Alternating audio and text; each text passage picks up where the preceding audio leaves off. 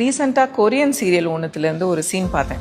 இந்த ஹீரோயின் வந்து கோமாலேருந்து எழுந்துக்கிறாங்க. எழுந்துக்கும் போது அவங்களுக்கு ஒரு பவர் வருது. என்னன்னா, எதிர்க்க வரவங்க மேலே வந்து ஒரு ஹார்ட் சிம்பிள், அது பக்கத்தில் ஒரு நம்பர்.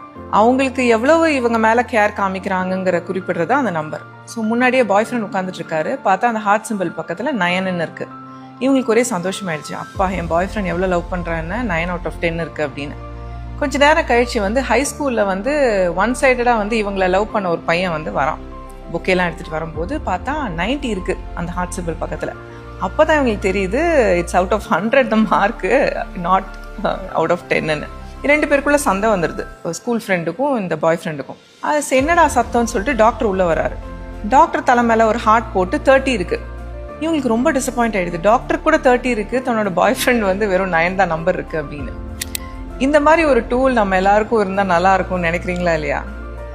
ஆக்சுவலி வந்து கடவுள் வந்து நமக்கு யார் நல்லது செய்கிறாங்க, யார் கெடுதல் செய்கிறாங்க, யார் நல்லவங்க யார் கெட்டவங்கன்னு கண்டுபிடிக்கிறதுக்கு ஒரு டூல் வச்சுருக்காரு. அந்த டூல் பேர் தான் கஷ்டகாலம். நம்ம கஷ்டகாலம் வரும்போது தான் நம்மளுக்கு யார் இருக்கா, நம்மளுக்கு எதிராக யார் இருக்கான்னு நம்மளுக்கு ஈஸியாக தெரியும். நிறைய பேரோட முகத்திரை வந்து அப்போ தான் வந்து கிழியும். கஷ்டகாலம் நம்ம எவ்வளோதான் திட்டினாலுமே அதை தாண்டி வந்ததுக்கு அப்புறம் தான் நம்மளோட ஆட்கள் யார், நமக்குன்னு யார் இருக்கா, நம்ம யாரோட ஆக்சுவலி டைம் நிறைய ஸ்பெண்ட் பண்ணணும், ப்ரையாரிட்டைஸ் பண்ணணுங்கிறது நமக்கு தெரிய வரும்.